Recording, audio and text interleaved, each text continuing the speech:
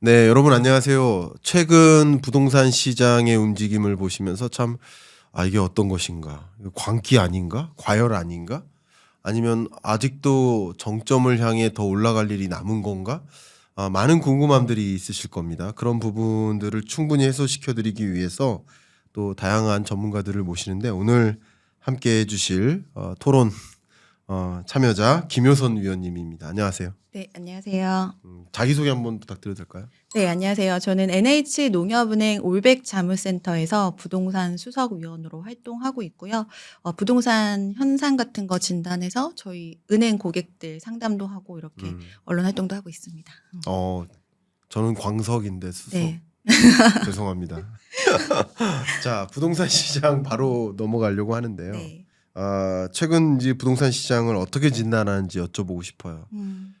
광기에 접어들었다 뭐 이렇게 표현하시는 분도 계시고, 근데 그 전에도 제가 종종 이야기하면서 24년 중반에 매매 가격이 반등할 것으로 전망을 하셨다고 들었거든요. 네. 어떻게 전망했고 실제 어떤 모습인지 현재까지의 부동산 시장을 어떻게 보고 계신지 부탁드립니다. 사실은 이제 DSR 규제가 시작할 때는 네. 예전 같은 경우에는 사고 싶으면 샀었는데 네. DSR 규제로 인해서 사고 싶어도 못 사는 이제 시대가 그렇죠. 됐잖아요. 예. 그래서 사실은 이제는 심리가 금리를 이길 수 없다라고 생각을 했는데 최근에는 심리가 금리를 이기고 있는 모습을 보여주는 것 같습니다. 그리고 이게 어떤 부동산이라는 게 사실 굉장히 객관적으로 판단하고 분석해서 매입해야 하는 고가의 자산임에도 불구하고 사실은 굉장히 주관적으로 매입하게 되는 경우들을 주변에서 많이 보고 있거든요. 네. 그래서 이 미뤄뒀던 그 매입 수요들을 그 이번에 이런 패닉 심리가 좀 일으키는 그런 상황들 때문에 네. 미래 수요까지도 지금으로 이제 당겨와서 이게 점차 과열되고 확산되는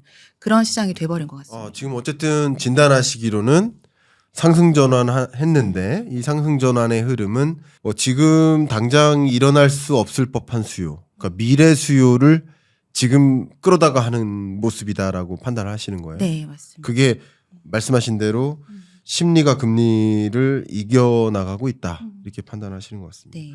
저의 의견을 또 덧댄다면 저희는 인터뷰 채널이 아니라 토론 채널입니다. 네. 이것은 제가 중간중간 말씀드릴 거예요. 왜냐하면 많은 분들이 인터뷰를 기대하고 오셨는데 토론을 하니까. 근데 네. 원래 토론을 기대하신 분들만 오시면 되고 인터뷰를 기대하신 분은 뭐 죄송하지만 인터뷰 채널 영상을 찾아가셔도 좋을 것 같습니다. 네. 의견을 드리면 저는 굉장히 거시경제 관점에서 부동산 시장을 보기 때문에 심리가 금리를 이긴다고 보긴 어렵고 심리가 금리와 연동된다고 봅니다. 그건 항상 그렇다.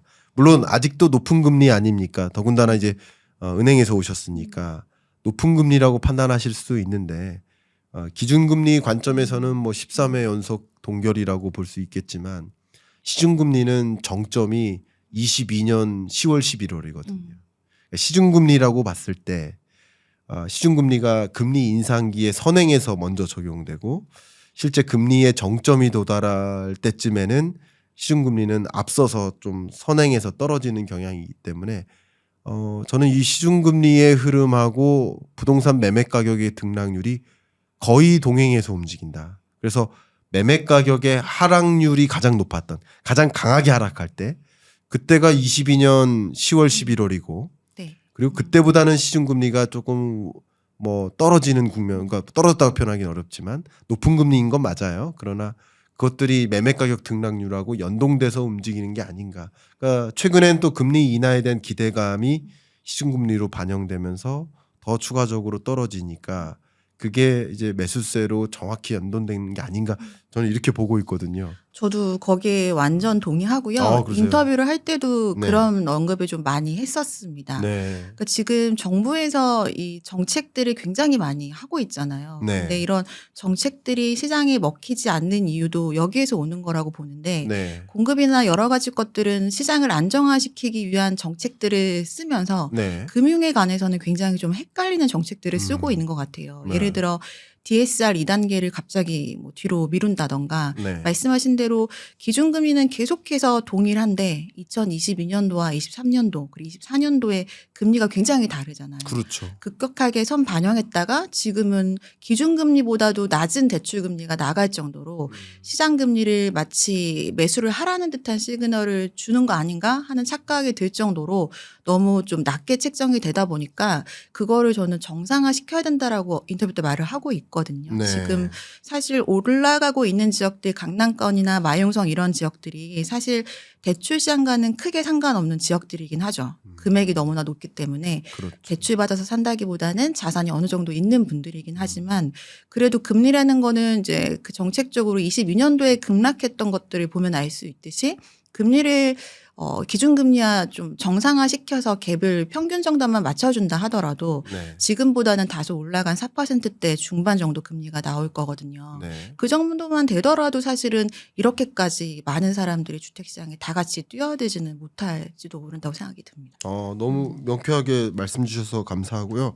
제가 갑자기 드는 또 질문이에요. 그러니까 갑자기 드는 질문이 계속 생기는데 뒤에 질문은 안 갈 수도 있습니다. 그래서 스트레스 DSR 말씀을 주셔서 네. 또 더군다나 이제 금융회사에서 오셨으니까 뭐 현업에서는 더 면밀하게 준비하고 계시잖아요. 근데 7월에 금리를 스트레스 DSR을 이제 2단계를 적용하려고 했다가 2달을 연기했어요. 그리고 9월부터 적용하기로 현재로서는 이야기가 되고 있는데 지금 녹화일 기준으로는. 네. 근데 저는 이제 감히 이런 예측을 해보는데 2단계 적용 그 세부 구성안을 좀 바꾸지 않을까. 그러니까 연기를 일단 해놓고 네. 조정을 하지 않을까. 그러니까 수정된 스트레스 DSR 2단계를 적용하지 않을까. 예를 들면 이금융권은 뺀다든가 아니면 자영업자를 뺀다든가 뭐 이런 식으로 좀 금융 불안정성을 야기할 만한 몇 가지 금융 불안정 요인들을 해당되는 것을 좀 빼고 2단계를 적용하지 않을까. 한 가지 아니면 또 한 번 연기하지 않을까. 아, 진짜요? 그러니까 의견을 그렇습니다. 의견은 네. 왜냐하면 돌연 연기를 했었는데 돌연 연기 이후 그냥 단순히 2달로만 연기한 것으로 끝나진 않을 것이다라는 생각도 있어요. 이게 옳다 그르다의 논의가 아니라 네. 정부의 어떤 이 금융 정책을 운용하는 방향성도 한번 가늠해 보자는 뜻이에요. 혹시 이런 부분에 대해서 어떤 생각을 갖고 계십니까? 저는 그렇게 생각해 보지는 못했고요. 네. 오히려 DSR 2단계를 뒤로 미룬 다음에 굉장히 많은 질타를 받았잖아요. 그렇죠. 정부에서. 예, 예. 그래서 이번에는 이거를 반드시 좀 이행하지 않을까라는 생각을 하긴 했었는데 말씀을 듣다 보니까 사실 2단계를 갑자기 미룬 이유가 예. 집을 그 사이에 빨리 사라고 연기시킨 건 당연히 아닐 테고 네. 그 문제는 PF 대출이라던가 그렇죠. 자영업자들의 연체율이 굉장히 빠르게 증가하고 있기 때문에 네. 그걸 어느 정도 좀 안정화시키는 걸 본 다음에 적용하자라는 취지였을 거라 그렇죠. 그 자영업자나 이런 분들을 빼는 거는 가능한 얘기일 수도 있을 것 같습니다. 왜냐하면 그렇게 생각하세요? 최근 네. 들어서 경매 시장에 좀 더 빠르게 물건들이 쌓이고 있고 음. 자영업자들 연체율은 여전히 계속해서 높아지고 있는 상황이라서요. 네, 맞는 말씀이신 거. 그러니까 물론 추론입니다. 이 부분은 뭐 단정짓고 말씀드린 게 아니라 저는 스트레스 DSR을 2단계를 돌연 연기라는 표현이 적절하죠. 돌연 연기를 단행한 날 네. 여러분들께 이제 제 채널에서 즉시 분석으로 말씀을 드렸거든요. 음. 이 돌연 연기한 것은 그냥 일단은 시간을 벌고 그냥 연기를 목표로 한 게 아니라 뭔가 미세 조정을 할 것이지 않을까.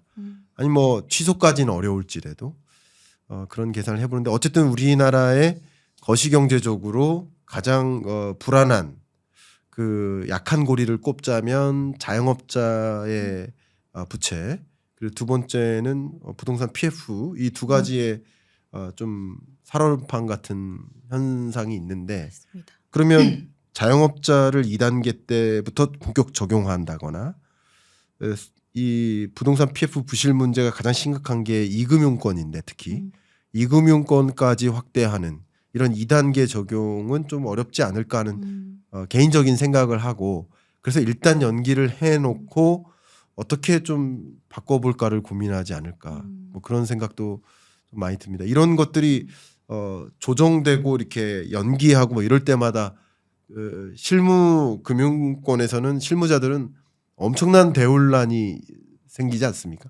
사실 저는 관련 부서는 아니기 때문에 그렇죠. 네. 저는 전화만 받지만 이제 관련된 제도들을 만들고 시스템화하고 그런 부서들은 아마도 굉장히 정신이 없을 거로 생각이 돼요. 그렇군요. 예. 말씀 감사하고요. 자, 그러면은 지금 어쨌든 현상, 이런 부동산 시장의 이런 현상을 어떻게 정의할 것인가인데, 어쨌든 말씀하신 대로 서울과 서울의 주요 지역들은 좀 가파른 상승세까지 나오고 있습니다. 네. 그 가파르게 상승하고 있는 흐름을 뭐라고 진단하십니까?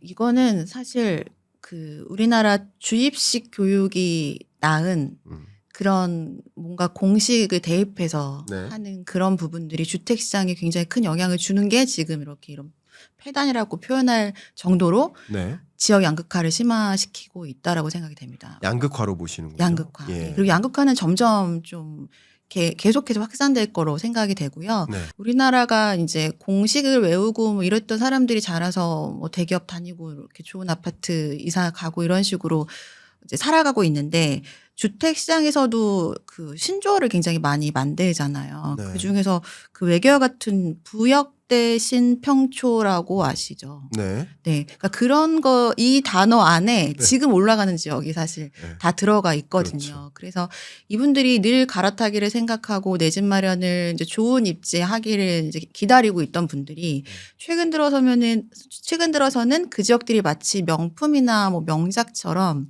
시간이 지나면 지날수록 이 희소성은 가치를 더 상승시킨다라고 판단을 하다 보니까 지금 이제 뭐 강남권 이런 지역들만 굉장히 가격이 크게 오르는 것 같고요. 네. 양극화가 너무 심각하다고 생각한 게 압구정 그 현대아파트 7단지 200평 그 제곱미터짜리가 최근에 100억 넘게 거래가 됐잖아요. 맞아요. 연속해서. 네. 근데 직전 거래보다 35억이 한꺼번에 오른 거래였어요. 네. 근데 동일한 수준의 그 아파트가 포항 같은 경우는 2억 8천만 원에 거래가 됐더라고요. 네, 네. 둘 다 6월에 일어났던 일인데 그 정도로 굉장히 지금 지역별로 편차가 커지고 있는데 정부에서는 이번에 나온 88 대책마저도 뭐 지방과 이런 균형 발전을 맞춘다라기보다는 오히려 이런 양극화를 더 심화시킬 수 있을 만한 부분들이 들어가 있다 보니까 뭐 지금과 같은 상황들은 점점 확산될 거로 생각하고 있습니다. 그러시군요. 그러면 이 양극화 현상의 어떤 하나의 이유를 아까 부역대 신평초 말씀 주셨는데 혹여나 처음 들으신 분을 위해서 네. 가볍게 설명해 주신다면. 부가 이제 브랜드, 네. 대기업 브랜드고 그리고 여기 역세권 그리고 대단지 네. 그리고 시는 신축이고 평은 평지 초는 초품한데 요즘에는 초코아라고도 하더라고요. 초코아. 초등학교 코앞이라고 해서 예. 그래서 이 초코아. 모든 네. 것들이 갖춰진 아파트가 가장 입지가 좋은 아파트다, 대장 아파트다 이렇게 얘기를 하고 있습니다. 그러니까 소위 말하는 똘똘한 한 채로 몰리는데 네, 그 네. 똘똘한 한 채가 이 6가지 조건에 부합하는 그런 아파트에 몰린다. 네, 이렇게 말씀 주셨어요. 네, 저는 조금 거시적으로 해석을 하고 있는데 사실 매년 저도 경제전망서를 발간하고 있고 그럼 경제전망서 안에는 부동산 전망편이 있어요. 네. 뭐 22년 전망할 때는 집값 떨어질 거라고 의견을 했고 매년 보고 있습니다. 아 그러셨어요. 감사합니다. 네. 역시 베스트 애널리스트시네요. 근데 2024년에 부동산 시장의 특징을 뭐 상반기까지는 조정되다가 하반기에는 이제 약보합에서 강보합으로 전환되는 흐름으로 전망을 했었는데 근데 그거보다 더 지대한 특징은 비대칭화라고 썼어요. 비대칭화. 그러니까 이게 양극화랑 비슷한 개념인데 그렇죠. 네. 같이 올라가고 같이 떨어지는 장세였거든요. 보통. 근데 서울을 중심으로는 좀 강한 상승세가 나타나지만 수도권의 경우에는 특히 이제 지방 소멸 위험 지역 같은 경우는 좀 하락세에서 벗어나기 어려운 비대칭화. 이게 말씀하신 이제 약간 똘똘한 한 채로 몰리는 흐름이라고도 볼 수 있는데 되게 재밌게도 20년에서 24년까지 굉장히 이 약 한 4, 5년 동안 그동안에 경험하지 못했던 엄청난 일들을 경험해요. 생각해 보시면. 맞아요. 거시적으로 이제 네. 경제적으로 혹은 경기적으로 일단 코로나19 충격, 팬데믹 경제 위기 왔고 그 제로 금리를 도입하고 네. 무제한 양적 완화 도입하고 정말 기본 소득에 가까운 재난 지원금을 뿌리고 그리고 이제 22년에 러시아의 우크라이나 침공이 있고 국제 유가가 급등하고 41년 만에 최고치에 달하는 초인플레이션이 오고 그 물가 고물가 대응하기 위해서 대대적으로 금리 인상하고 네.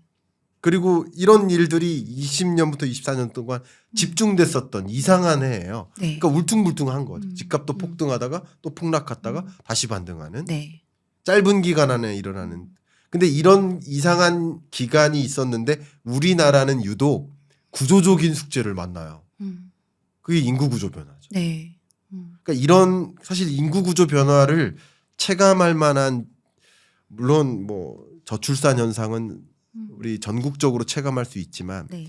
인구가 정말 감소하고 있다라는 것을 체감할 만한 지역은 뭐 죄송한 표현이지만 서울이 아니거든요. 그쵸. 수도권이 아니거든요. 네. 지방 소멸 위험 지역이거든요. 그러니까 비대칭화가 전개됩니다. 우당탕탕한 일이 있었는데 약 5년 동안 이 기간 동안 우리는 구조적인 변화까지 맞이하다 보니까 서울을 중심으로 상승하는 국면은 더 강하게 전개되는 거죠. 돈이 서울로 더 몰리는 거죠. 맞습니다. 제가 토론이지만 말씀을 길게 하면 안 되지만 한 가지 더 재밌는 현상은 부동산 시장 외에도 이상한 현상은 굉장히 많아요. 23년, 24년 경기가 그렇게 안 좋았는데 그렇게 안 좋은 경기죠. 근데 재밌게도 수입차 매출은 역대급으로 높습니다. 네. 백화점 명품백 소비 지출은 더 늘어납니다. 가격은 천정부지로 치솟아요. 근데 우리나라 역사상 최초로 있었던 일이 있어요.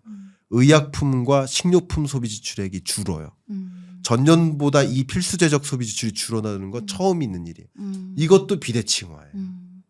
그러니까 결국 말씀하신 것처럼 똘똘한 채로 돈이 몰리는 현상은 네. 가끔 부동산 시장 보시는 분들이 아니 소득이 감소하는데 무슨 집을 산다는 얘기. 이렇게 경기가 어려운데 누가 집을 살 수 있다. 집을 살 수 있는 사람은 자산가들인 거예요. 그런 네. 자산가들이 높은 금리에 의존할 필요 없이 자기 자산을 이쪽으로 갖고 있다가 이쪽으로 이동하는 모습. 네. 그런 모습이 역시 이 비대칭화를 야기한 건 아닌가 하는 저는 이런 생각을 갖고 혹시 이 부분 어떻게 생각하시는지. 집이라는 건 의식주 중에 하나잖아요. 네. 그래서 의식주라는 거는 필수품인 거고 네. 뭐 우리가 의복이나 먹는 거를 나중에 올라갈 걸 생각하고 사용하진 않잖아요. 네. 근데 어느 순간에 주택은 사실 사용 가치임에도 불구하고 사용 가치보다는 상징적인 가치라던가 경제적인 가치 쪽으로 사람들이 좀 더 가치 중심을 무게 중심을 옮겨간 것 같습니다. 네. 이것도 약간 뭐 허세라고 표현하면 좀 죄송스러운 얘기지만 네. 집을 어느 순간부터는 아파트라는 게 다 똑같이 생겼지만 네. 그게 어느 동네 뭐 청담동이면 청담동 어느 동네 이름과 그리고 건설사의 브랜드 네임 이게 좀 찍히다 보니까 네. 그런 것도 자동차에도 붙이고 다니잖아요. 그 주소를 쓰고 네네. 어느 순간은 주소가 이제 그 사람의 뭔가 상징적인 가치를 부여하는 걸로 돼버리니까 사람이 무리해서 이제 집을 사게 되는 거고 내가 실제는 거주지가 지방임에도 불구하고 지방에선 전세를 살고 서울에 있는 주택을 매입하는 이런 현상들이 나타나니까 말씀하신 대로 인구 구조도 서울로 몰리지만 인구 구조보다 더 빠르게 자산에 대한 이런 부분들은 서울이나 수도권으로 몰리고 있는 것 같아요. 그렇네요. 네.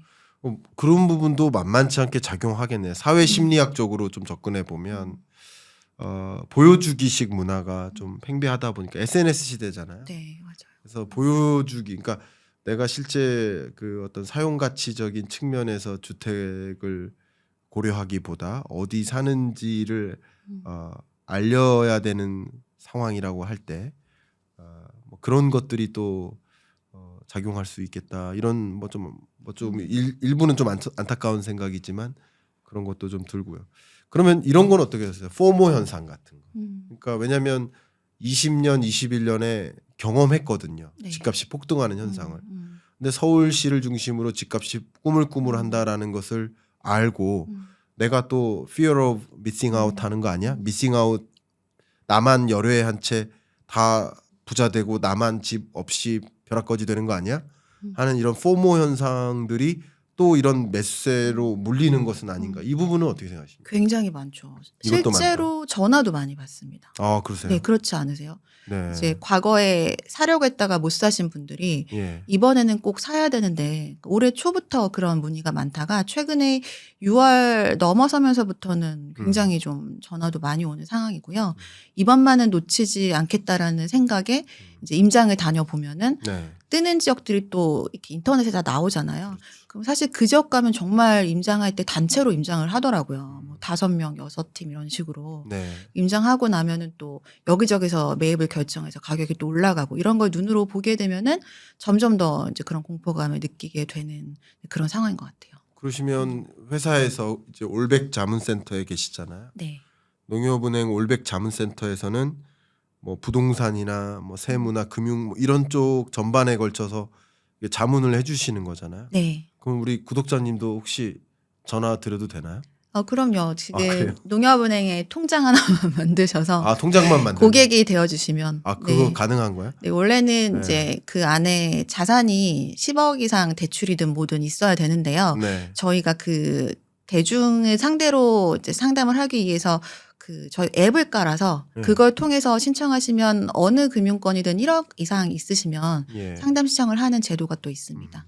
그러면 원래 위원님이 홍보를 목적으로 와주신 건 아닌데 네. 저는 와주신 분께 홍보의 기회를 드려야 되는 게 당연하다라고 생각을 하고 있기 때문에 이 고정 댓글로 그 올백 자문센터 네. 링크를 이렇게 남겨드리면 관심 있으신 분은 좀 추가적으로 상담 받으셔도 좋지 않을까 하는 생각입니다. 전혀 홍보 아니고요. 저 돈 받은 거 하나도 없습니다.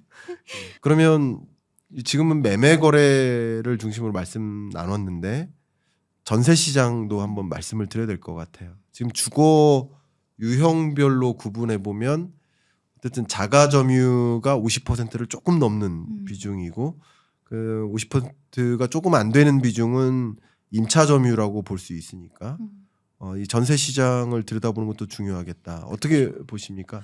물론 중요합니다. 지금 매매 가격이 올라가는 또 하나의 이유가 전세 가격이 더 빨리 지속적으로 상승했다라는 거잖아요. 그렇죠. 물론 수치를 보면은 제가 수치를 아까 좀 뽑아봤는데 성동구만 봤을 때 5.84 정도 올랐고요. 네. 그리고 전세는 6.47 정도로 더 많이 올라간 상황이거든요. 네. 그리고 대부분의 지역들에서 이제 매매보다 전세 상승률이 더 높게 나타나고 있습니다. 네. 그래서 전세를 사시던 분들이 전세값이 굉장히 많이 올라가고 있는데 네. 신축 공급이 부족하다고 생각을 하다 보니까 네. 또 마침 매매가가 올라가는 게 막 시작이 됐고 그래서 전세를 살 바엔 지금이라도 집을 사겠다 이런 또 수요들도 있거든요. 그래서 지금 전세 시장이 사실은 전세 가격이 2022년도, 2023년까지는 큰 폭으로 하락을 또 하기도 했습니다. 네. 물론 매매 가격도 하락했지만 전세 하락률이 더 크게 나타났었는데 그래서 사실은 상승에 좀 이유는 있다라고 보여지긴 하고요. 코로나 때 올랐던 것보다 하락폭이 훨씬 컸었거든요. 그리고 네. 지금 이제 전세와 매매와 전세 그 차이 같은 경우들도 전세가율이라고 하죠. 그게 네. 아직도 서울 아파트 같은 경우는 50%대를 넘어서지는 못한 상태이기 때문에 지금 이제 전세 가격은 지금도 굉장히 많이 오르긴 했지만 내년까지도 계속 상승세는 지속될 거로 예상이 돼요. 그렇군요.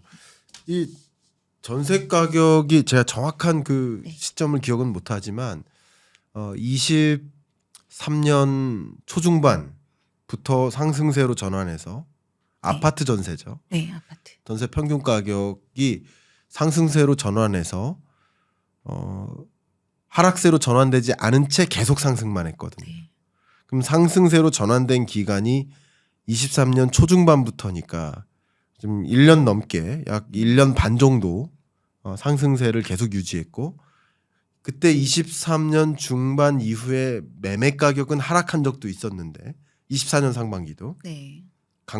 약보합이지만 그러면 결국 전세 가격과 매매 가격의 격차가 좁혀지는 구조죠. 네. 좁혀지는 구조고 지금도 매매 가격이 상승하고 있지만 전세 가격 상승세가 더 높으니까 더 빨리 상승하니까 매매 가격이 뭐 훨씬 앞에 있지만 전세 가격이 어쨌든 간격을 좁혀서 달리고 있는 모습 네. 그렇게 그리면 될 것 같아요. 네, 그러면 맞습니다. 자연스럽게 내 집 마련 수요가 나타날 수 있지 않나요? 그렇죠. 어떻게 보십니까? 맞습니다. 그리고 지금 또 전세 가격을 이렇게 올리는 하나의 주요한 이유가 작년에 굉장히 이슈였던 전세 사기가 네. 있었잖아요. 그렇죠. 그래서 빌라라던가 이런 비아파트 같은 경우에는 매매도 아니고 전세도 아니고 월세만 선호를 하고 있고요. 그렇죠. 전세 이상의 것들은 이제 아파트만 선호하다 보니 제한된 아파트 안에서 전세와 매매 수요들이 몰려가지고 둘 다 상승을 이제 하고 있는 것 같아요. 그렇죠. 네. 그러니까 일종의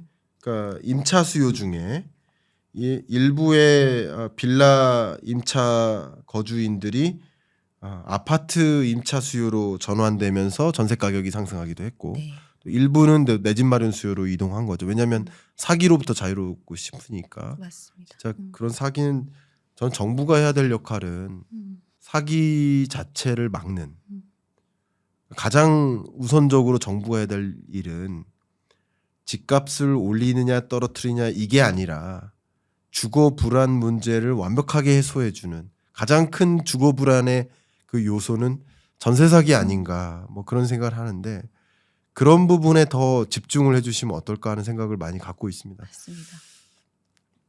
어쨌든 8월 8일 날 나왔던 주택 공급 대책이라고 좀 이름을 해볼까요? 네.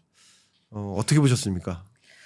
이게 지금의 소위 말하는 주택 공급난 혹은 지금 소위 말하는 주택 가격의 상승 기조 이런 것을 좀 완만하게 만들 수 있는 어떤 대책들이 있다고 혹시 진단하셨습니까?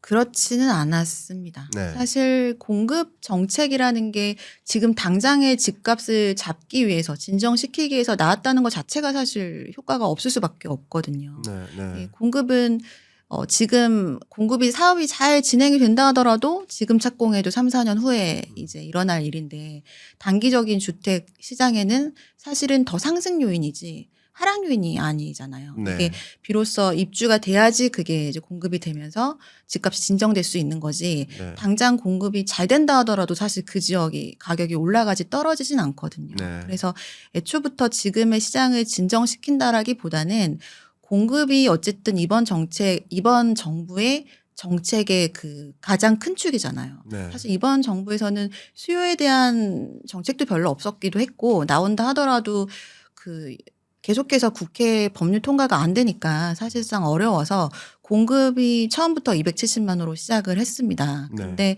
사실 이게 잘 됐다라면 이 숫자가 줄어야 되는 건데 네. 계속해서 숫자가 늘어나고 있어요. 네. 그래서 이거 자체도 그냥 스스로 공급에 대한 정책이 처음부터 공약 때부터 있었는데 이게 줄지 않고 있다라는 거를 이제 증명한 것처럼 돼버린 것 같고요. 네. 그리고 지금 올라가는 지역들은 중저가 지역들이 아니라 사실은 강남권이나 마용성 위주, 아파트 위주로 가격이 올라가는 건데 그 지역을 대체할 만한 정책들은 대부분은 좀 없어서 제한적이어가지고 당장 시장에는 당연히 영향이 없을 거라고 생각이 됐고 주간 아파트 지수를 보면은 오히려 그 전주보다 더 큰 폭으로 상승한 걸로 또 그것도 약간 증명이 된 것 같습니다.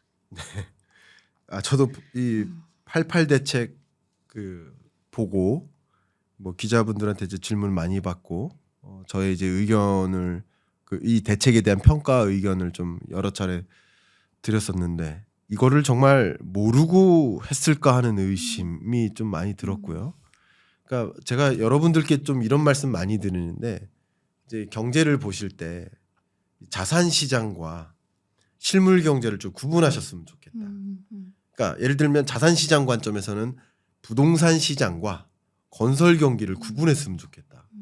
근데 이런 대책은 건설 경기를 회복시키는 데는 도움이 돼요. 왜냐하면 건설 투자가 유입이 되거든요. 이런 88 대책 같은 경우는. 근데 이게 부동산 경기를 지금 부양시키는 효과는 사실 아닌 거죠. 그런 부분들에 대한 좀 재미는 오히려 건설 경기가 회복되는 그 구간에 어떤 지역들이 뭐 추가 뭐 예를 들어서 인허가를 받는다든가 할 때 여기 기회 있는 거 아니야 하는 관심이 주목되면서 부동산 경기는 오히려 더 부추기는 역할이지 않을까 하는 생각을 하나 갖고 있고요. 저희가 누차 강조하지만 이 토론이라서 제 의견도 좀 많이 드립니다. 네. 근데 저희 얼마 전에 제 지인인 한양대학교 건설공학과 교수님하고 자리를 한번 마련한 적이 있었잖아요. 네. 근데 그분이 이제 건설공학과다 보니까 이런 걸 굉장히 디테일하게 하세요. 근데 저 많이 이야기 나누는데 그것과 함께 맞물려서 한번 말씀드리면 되게 재밌습니다. 엇박자가 난다는 거예요. 부동산 경기와 이 경기가 건설 경기가 엇박자가 난다는 사실을 우리는 기억을 해야 됩니다. 20년, 21년 팬데믹 경제 위기 경기가 좋았습니까 나빴습니까? 안 좋았죠. 안 좋았어요. 근데 부동산 경기는 어땠어요? 좋았죠. 엄청 좋았어요. 네. 20년, 21년. 반대로 22년, 23년은 20년, 21년보다는 경기가 좋아지기 시작했어요. 근데 22년, 23년은 부동산 경기가 안 좋죠. 네. 엇박자가 나는 거. 항상 안 좋아. 계속 엇박자가 나는 거. 엇박자가 나는 이유를 잠깐 한 가지만 여러 가지 관점에서 말씀드리겠지만 경기 사이클 관점에서 보면 부동산 경기가 안 좋네. 22년, 23년 경기가 안 좋네. 특히 부동산 PF 부실 문제 야기되고 막 관심이 많아요. 그러면 건설사들이 건설할 수 있나요? 건설 공급을 못 해요. 그러니까 부동산 경기가 꺼질 때 건설 공급을 못 해요. 네. 건설 공급을 못 하다 보니까 24년, 25년, 26년 공급 부족 상황으로 나게. 그러니까 수요는 수요대로 분석을 해야 되겠지만 수요를 차치하고 공급이라는 관점에서만 보더라도 경기가 안 좋은 구간에서 또 부동산 PF 부실 문제가 또 점증되는 구간에서는 오히려 건설사들이 공급을 못 하다 보니까 가격이 더 조정되는. 네, 맞습니다. 그리고 가격이 조정됐다가 이후에는 가격이 상승하는 거예요. 공급 부족 상황으로. 근데 그 공급 부족 문제를 해결하려는 88 대책이 네. 그러면 지금 공급을 당장 실시한다 건설 인허가 받는다 하더라도 3, 4년 후에나 빨라도 그러니까 엇박자죠. 또 한 번. 그렇죠. 예. 그러니까 이게 또 이 88 대책뿐만 아니라 이 후속 대책에서 이야기하는 부동산 정책의 방향성 중에 하나가 소위 그린벨트 해제잖아요. 서울 인근, 네, 서울이나 이거 어떻게 보십니까? 저는 굉장히 좀 부정적으로 얘기를 많이 했습니다. 네. 이게 그린벨트라는 게 1970년대에 처음으로 지정이 되었거든요. 근데 네. 그때도 아파트 막 짓기 시작하면서 난개발이 막 우려가 되니까 네. 그린벨트의 뜻이 벨트잖아요. 네. 그래서 서울을 이렇게 중심으로 해서 판상형으로 동그랗게 벨트를 만든 거예요. 근데 이게 이제 뭔가 난개발을 막고 서울 시민들의 뭐 허파 같은 역할을 하는 그런 거였는데 네. 이게 과거 뭐 MB 정권 때 그 해제가 된 적이 있었죠. 네. 그때 이제 일부 해제가 되면서 지금은 벨트 모양이 아니라 굉장히 많이 훼손이 된 상태입니다. 네. 그런데 지금 사실 서울의 공급이 부족한 것도 맞고 이거를 해결해야 되는 것도 맞지만 지금 서울의 공급을 어떻게 해결을 해야 될까요? 제일 좋은 방법은 재건축 재개발을 해야 되는 거잖아요. 네, 근데 네. 사실은 지금은 그게 쉽지 않은 시기라는 거는 모두가 알고 있습니다. 네. 근데 자꾸 이제 그런 쪽은 뭔가 패스트트랙을 도입하면서 빨리 해주겠다라는 이제 정책들을 내면서 갑자기 그린벨트까지 이제 얘기가 나오니까 그럼 그린벨트도 하고 나중에 이 도심에 대한 재개발 재건축도 하면은 서울 안에 또 너무나 많은 주택들이 굉장히 또 난립하게 되는 거거든요. 네. 그리고 또 하나는 이제 그린벨트라는 거는 미래 세대를 위해서 그나마 좀 보존하는 지역인 건데 네. 88 대책의 그 자료를 보면은 워딩 자체를 미래 세대를 위해서 그린벨트를 해제해서 주택을 공급하겠다라고 써 있어요.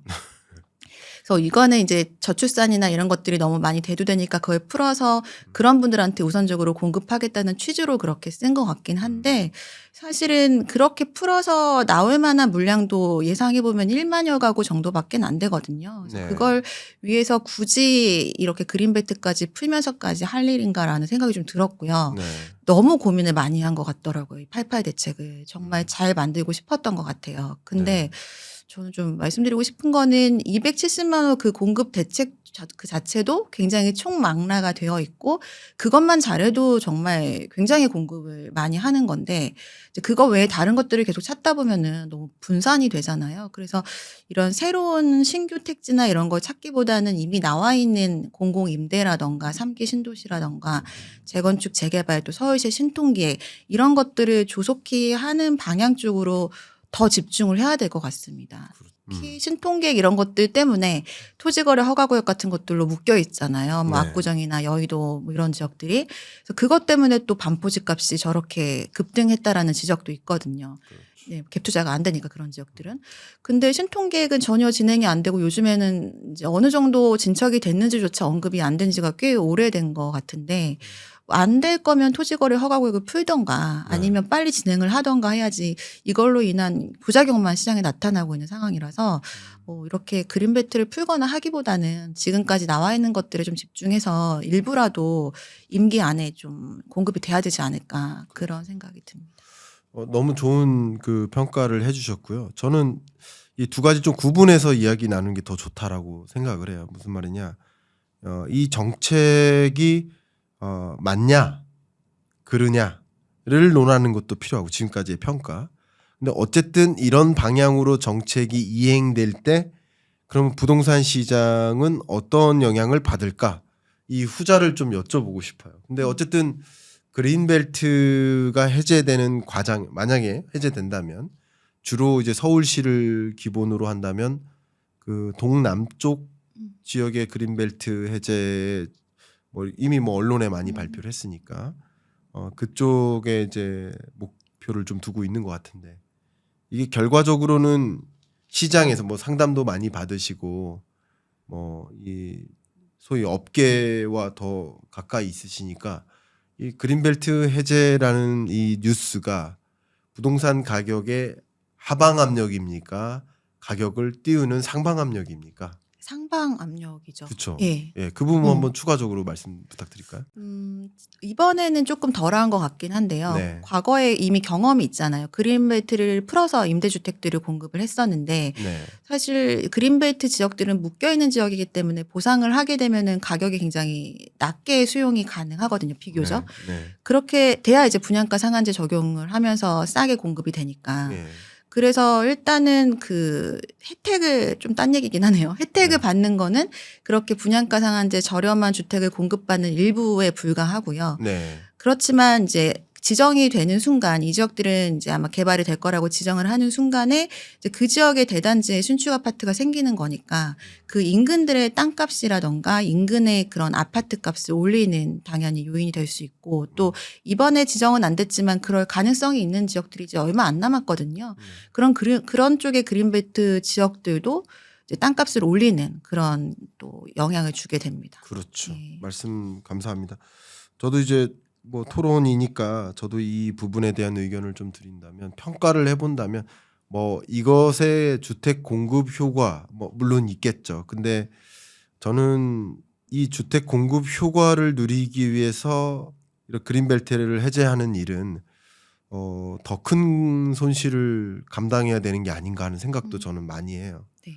왜냐하면 서울시는 우리나라의 수도고 우리나라의 대도시고 우리나라를 상징해주는 이른바 I love 서울인데 근데 다른 나라들 수도나 여러 지역들 가보면 얼마나 그 녹지와 주거와 이게 공존하고 공원이 많고 참 문화 여가 이런 시설들도 많이 있는데 우리나라는 나홀로 아파트 숲을 만들려고 이게 참 안타깝습니다. 도시계획이라는 관점에서. 그래서 그런 부분에 대한 안타까움도 한 가지 있고요. 또 이 매매 가격에 영향을 미치는 시장적인 측면에서 생각을 해 본다면 어쨌든 지금 소위 말하는 이제 공인중개사 사회에서는 어디가 그린벨트 해제될 거야. 이게 빅뉴스잖아요. 그렇죠. 그리고 많은 뭐 손님들이 문의가 오면 어디 해제될 거라는 것처럼 이미 해제되기로 했다는 것처럼 이렇게 이야기하면서 매수세를 좀 유인하는 경향도 있어요. 네. 그게 맞다 그르다를 논하기에 앞서서 어쨌든 그동안 그린벨트 해제된 지역들이 가격이 어떻게 움직였는지를 알고 있기 때문에 그걸 바탕으로 해서 오히려 그 해당 지역 인근을 중심으로 가격 상방 압력으로 작용할 소지가 많은데 네. 이게 주거 안정 대책이고 이게 집값 안정 대책인지 좀 그 효과도 보면 좀 의문이 듭니다. 예. 맞습니다. 실제로 제가 수치는 정확하게 기억이 안 나지만 그 하남시 같은 경우가 가격이 그렇게 많이 안 올랐었거든요. 네. 근데 88 대책 발표 이후 그 주간에 갑자기 이제 급등을 했어요. 근데 하남시도 간북동이 일대로 그린벨트 해제 유력 지역으로 얘기가 되고 있거든요. 그래서 맞아요. 그런 영향이 있지 않을까 좀 네. 생각하고 있어요. 그렇군요. 참 제가 그 인근에서 테니스를 좀 치거든요. 그 여러 곳에서 칩니다. 제가 특정 지역을 논하는 건 아닌데 서울인데도 불구하고 테니스장 인근이 그린벨트 지역이에요. 아, 인근이. 네. 그 테니스장에 그 사슴벌레 아세요? 아니요. 사슴벌레. 본 적 없습니다. 장수풍뎅이가 종종 날라와요. 하얀 옷을 입고 있으면 저녁에 운동하니까 여기에 탁 앉아요. 그 서울에도 여러분도 놀라시는 분들도 계세요. 서울인데도 불구하고 그 그린벨트 지역에 그런 곤충들이 살아요. 보존이 네. 되고 있는 거네요. 되고 있는 거예요. 근데 이런 그린벨트 지역을 없애고 아파트 숲을 또 만든다.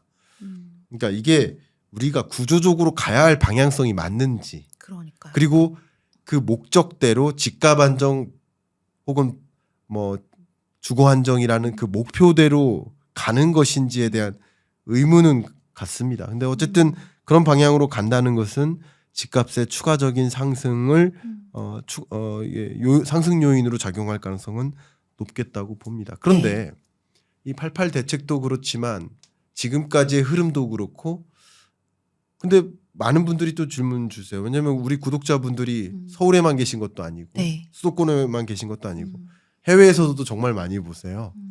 지방에서도 많이 보시고 뭐 지리산에서 봅니다 이렇게 댓글 남겨주시는 분 계세요. 지방은 어떨까? 지방의 미래는 어떨까? 뭐 공멸하는 거 아닐까? 네. 그러니까 지방 소멸뿐만 아니라 지방은 같이 공멸하는 거 아닐까? 이런 걱정들도 많이 하시는데 지방 부동산은 그 미래를 어떻게 내다보고 계십니까? 지금 같이 가다가는 뭐 광역시마저도 네. 지방 소멸 위기에 처할 수밖에 없는 상황일 것 같습니다. 광역시마저도. 네. 예. 실제로 부산 같은 경우가 고령화가 굉장히 좀 빠르게 진행이 되고 있고요. 네. 모든 광역시들도 인구가 다 감소를 하고 있습니다. 그리고 울산 같은 경우는 소득이 서울보다 근로소득은 가장 높잖아요. 전국에서 근로소득 1위인 지역이 울산인데 네. 인구 감소가 너무 빠르다 보니까 주택 가격이 계속 하락하다 최근 들어서 조금 회복을 한 상황이고, 네. 그러니까 지방은 인구나 이제 세대 수도 이제 줄어들기 시작한 지역들이 나타나기 시작해서 인구는 어쨌든 지속적으로 감소할 수밖에 없잖아요. 한 네. 번 감소하기 시작한 인구가 다시 증가하기는 굉장히 좀 어렵다라고 드문 하더라고요. 사례죠. 네. 그러면. 네. 그러면 지방 인구는 이제 계속해서 감소할 거고 이제 머지않아 세대수까지 감소를 하게 되면은 그 지역 안에 실수요자들이 이제 굉장히 줄어들게 되는 거고, 그럼 주택수가 실수요자보다 더 많아지게 될 텐데 지금도 그러면 이제 공급이 굉장히 큰 영향을 주게 되는 거겠죠. 그래서 지금 실제로 대구나 경북 이런 지역처럼 공급 과잉이 오래된 지역들은 지금까지도 계속 회복이 안 되고 있잖아요. 네. 예전 같았으면 시간이 지나면 실수요자들 그 안에서 신축으로 좀 갈아타면서 이제 미분양이 없어질 텐데 지금 대구나 경북의 좀 사례를 잘 지켜봐야 된다고 생각이 됩니다. 이게 해결이 안 될 수도 있다라고 생각이 되거든요. 그럼 외부에서 투자나 뭐 이제 그런 수요들이 들어가야 되는데 그 안에 인구가 그렇게 없는 지역들을 이제 굳이 외지에서 들어갈 이유가 실제 필요한 경우가 아니면 있을까라는 좀 의문이 들고요. 그래서 이제 이런 많은 부동산에 대한 정책의 권한을 지자체로 좀 넘겨줘야 된다라고 생각합니다. 그러니까 이제는 인구는 다 감소하는 거예요. 서울도 마찬가지로 인구 감소하고 있고, 그래서 지금은 이제 주민등록상 인구가 아니라 생활 인구로 좀 지역의 경제라던가 부동산 시장에 부양을 해야 될 것 같아요. 네. 예를 들어 양양시 같은 경우가 사실 이게 좋은 사례인지 네. 안 좋은 사례인지 모르겠으나 굉장히 그 생활 인구가 늘어나고 있잖아요. 네. 그래서 젊은 사람들, 뭐 외국인들이 굉장히 많이 이동을 하고 있고, 네. 그래서 그 지역이 지방 소멸 입장에서는 굉장히 좋은 선례로 보고 이제 기타 다른 지역들에서도 이제 그걸 좀 벤치마킹 하려고 하는 모습들을 보이고 있다라고 합니다. 그래서 지방은 이제 뭔가 그렇게 지자체에서 특화해서 인구들을 끌어오는 그런 견인책이 없으면 대부분의 시장들은 뭐 인구 감소나 세대 수에 따라서 부동산 경기도 사실은 회복되기가 굉장히 어렵다라고 생각합니다. 네. 너무 잘 진단해 주셨고요. 저는 조금 경제적인 관점에서 또 부동산 시장을 보니까 이제 수도권하고 또 서울과 수도권과 지방은 좀 다른 양상을 보일 것이다라고 판단하는 근거가 약간은 그 GRDP 관점이에요. 그러니까 예를 들어서 경남권의 집값이 상승하던 그 시절은 소위 중공업이 열풍적으로 이제 성장하는 과정에서 그 지역에 일자리가 많았고 일자리가 많으니까 인구가 유입됐었죠. 외국인 인력도 많이 유입됐었으니까요. 근데 이 뭐 동남권이든 뭐 호남권이든 기존의 그 지방에서 영위하는 핵심 산업이 추가적인 성장세가 멈췄어요, 거의. 네. 예. 그러니까 한국 경제 성장률이 2%라고 한다면 ICT나 인공지능이나 반도체 산업이 뭐 예를 들어 7, 8% 성장한다 그러면 나머지 산업은 1%를 채 안 되게 성장하는 거야. 근데 이 산업도 자동화는 이루어지거든요. 그러니까 일자리를 추가적으로 양산하기가 어려운 구조죠. 네. 그러니까 일자리 중심으로 일자리가 줄어드니까 인구의 유인책이 줄어드는 것이고, 그러니까 저출산 현상 속에서 인구는 감소하고 출산은 없고 떠나는 인구는 많고. 근데 수도권의 경우에는 소위 GRDP 관점에서 이 한국 경제 성장률을 훨씬 더 높은 수준에서 유지시키는 그 견인하는 산업들이 네. 다 집중돼 있잖아요. 추가적인 인구 유입이 있는 거예요. 그러니까 이런 것들이 결론적으로 뭐 지방에 뭐 아까 말씀 나눴던 것처럼 만약에 광역시마저도 저는 이제 아직은 광역시는 괜찮다. 일자리가 충분히 마련된다라는 생각을 하지만 먼저 일자리가 아예 사라지는 특히 이제 이 청년이 원하는 일자리죠. 일자리가 없는 건 아니. 일자리는 많죠. 농업, 수산업 일자리 많죠. 그러나 청년이 원하는 일자리가 현저히 부족한 지역들이 인구 소멸 현상 일어나고 그게 어쩌면 뭐 그런 안타까운 편이지만 공멸에 가까운 그런 상황으로 전개될 수 있겠다. 지방 부동산의 미래는 뭐 그렇게 밝게 표현할 수 없겠다. 이런 생각을 좀 해봅니다. 맞습니다. 그래서 아예 서울 같은 경우는 저희 한류 되게 잘 되고 있잖아요. 네. 아예 관광 도시로 만들어서 이제 뭐 파리나 뭐 이런 지역처럼 그렇게 특화를 시키고 많은 산업들을 지방으로 이전을 하는 게 좋다고 생각이 돼요. 그렇군요. 네. 예, 그런 여러 가지 특단의 고민들을 더 해야 되지 않을까 네. 이런 생각을 합니다. 이게 지방 부동산을 볼 때 저도 이제 수요와 공급을 고루 봐야 되니까 수요와 공급의 결과물이 미분양 주택이니까 미분양 주택 추이를 보시면 좀 여러분들이 그 지역별 가격 흐름을 좀 판단하시는 데 도움이 되실 텐데 대구, 경북 뭐 이런 지역들 미분양 주택이 해소될 기미가 잘 안 보입니다. 네. 어떻게 보십니까? 아까 말씀드린 것처럼 해소될 만한 수요가 충분치 않아서 굉장히 장기화될 수밖에 없다라고 보여지고요. 경북 같은 경우에는 대부분의 지역들이 또 지방 소멸 지역으로 지정이 되어 있는 곳들이거든요. 네. 그러니까 사실 대구보다도 더 좀 쉽지는 않고 최근 들어서는 경기권도 경기에서 좀 이남 쪽으로 갈수록 미분양이 많이 적체되고 있잖아요. 그렇죠. 뭐 안성이라던가 평택 이런 네. 곳들. 그래서 그런 곳들도 사실상 거기는 한동안 이제 개발 붐이 일었다가 호재가 굉장히 많았다가 그게 좀 실현이 늦게 되다 보니까 주택만 많이 지금 과잉 공급된 상황이거든요. 네. 그래서 이렇게 인구가 추가적으로 늘지 않는데 지금 미분양이 누적이 된 지역들은 사실상은 정부에서 개입하지 않는 이상은 자체적으로 자연스럽게 예전처럼 이렇게 이 미분양이 사라지는 해결되는 그럴 가능성은 좀 적다라고 보여지고요. 만약에 그렇게 그냥 방치를 한다면 굉장히 오랜 시간이 걸릴 거라고 생각됩니다. 그러니까요. 그 사실 이제 미분양 주택 건수의 추이를 봐도 이제 안 팔리는 주택이 남아 있다는 거잖아요.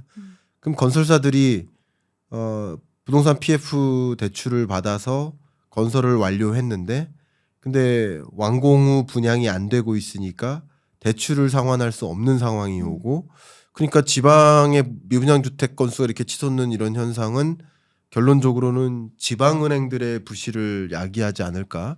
실제 지방은행들의 연체율이 굉장히 심각하게 치솟고 있거든요. 그러니까 5대 은행들이 좀 불안한 게 아니라 네. 지방은행들이 굉장히 불안한 거거든요. 네.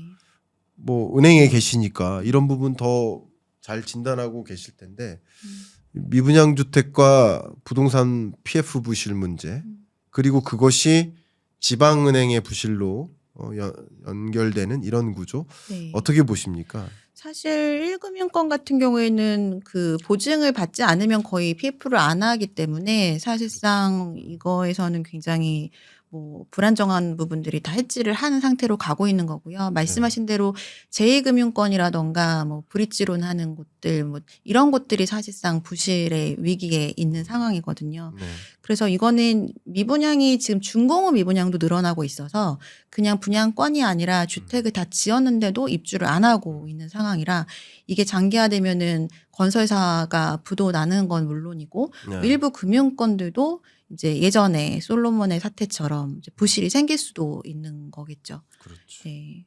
그래서 미분양도 지역별로 잘 들여다 보면은 이유가 조금씩 다 다르더라고요. 그러니까 네. 대구 같은 경우도 대구나 이런 데들은 이제 굉장히 과잉해서 공급된 부분들이 있었고 부산 같은 경우에는 그 굉장히 그 소규모 주택들 있잖아요. 그 나홀로 아파트 이런 네. 것들이 많더라고요. 네. 근데 그 대구는 대단지들도 미분양이 많은 상황이고 그래서 지역별로 원인을 좀 찾아서 이거를 해결하는 데 있어서 정부와 지자체가 좀 역할을 나눠가지고 뭔가 대책을 만들어야 될 것 같습니다.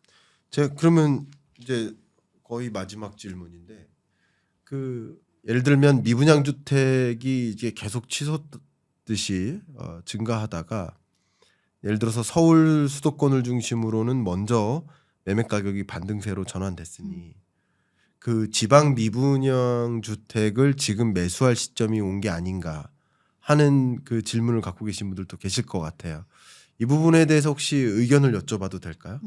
왜냐하면 어쨌든 이 가격이 한없이 떨어지지만은 않을 것이고 미분양 주택이 한없이 쌓이지만 않을 거라고 본다면 나름의 사이클을 그린다고 본다면 미분양 주택이 뭐 정점을 찍는 구간이 결국 가격의 저점을 기록하는 구간하고 맞닿아 있을 거라고 보는데 네. 그런 관점에서 서울 수도권을 중심으로 가격 상승세가 이어지면 나머지 지역도 같이 이렇게 움직일 수도 있다고 보시는지 네. 여쭙고 싶습니다.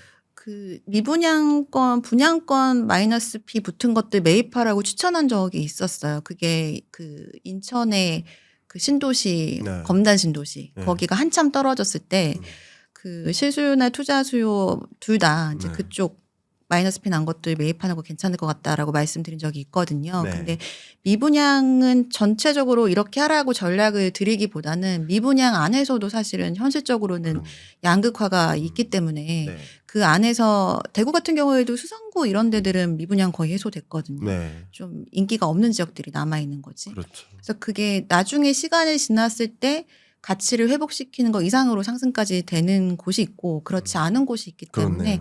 그걸 잘 가려야 될 것 같습니다. 네, 정말 그 지역별로 혹은 뭐 신축 구축별로 빌라냐 아파트냐 별로 정말 여러 가지별로 이제 각계전투하는 네.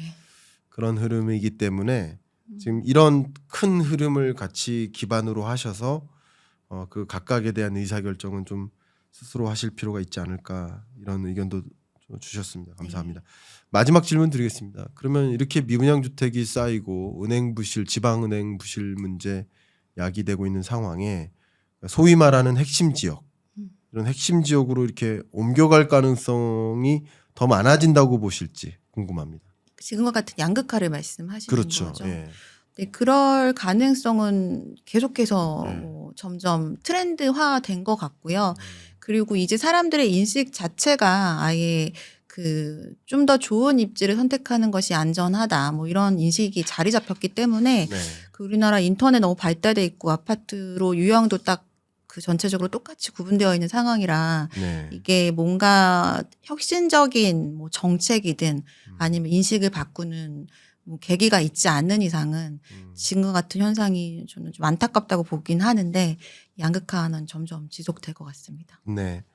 아마도 이 양극화가 지속된다라는 흐름을 좀 생각해 보면 어쩌면 지금부터는 전체적인 큰 그림도 중요하지만 그 안에서 마이크로한 레벨의 네. 진단도 좀 중요해지는 상황이라고 생각이 되고 오늘 경인남과 토론합시다에 출연해 주셔서 뭐 있는 그대로 소신 있게 의견을 그대로 말씀해 주셔서 감사하고 아마도 이 농협은행 그 올백 자문센터 이 링크를 좀 남겨드리면 여러분들이 뭐 세수 뭐 세금 문제도 있겠죠, 세무 문제, 뭐 금융 문제도 있겠지만 부동산에 걸쳐서 상담이 필요하신 분은 또 한번 확인해 보시는 것도 어떨까 의견까지 드립니다. 자, 경인남과 토론합시다. 1시간여 걸쳐서 이렇게 진지하게 네. 토론에 임해 주셨는데 네. 이 토론에 참여하신 소감 여쭙고 마무리할까 합니다. 아니 1시간 녹화한다고 하길래 네. 1시간씩이나 하나 생각했는데 네. 시간을 일단 굉장히 빠르게 갔고요. 네. 또 저도 오늘 시간을 통해서 이제 굉장히 많은 부분들 배울 수 있었던 것 같아서 편하게 잘 유익하게 저도 잘 이렇게 출연하고 가는 것 같습니다. 네. 저도 책이 나오면 다시 한번 초대해 주십시오. 감사합니다. 여러분이 이제 부동산 시장에 대한 판단 그리고 부동산에 대한 의사결정, 그죠? 이것은 정말 부냐 가난이냐를 선택하는 의사결정일 수도 있으니까 그만큼 중요한 의사결정이니만큼 다양한 의견들을 좀 잘 들어보시고 최적의 의사결정을 내리시는데 여러 의견들을 잘 참조하시면 어떨까. 오늘 토론이 김효선 수석위원님의 말씀이 여러분들의 그 판단을 도와주는 그런 역할을 할 수 있을 거라 생각이 되고 오늘 토론 마무리하겠습니다. 감사합니다. 네, 감사합니다. 네, 감사합니다.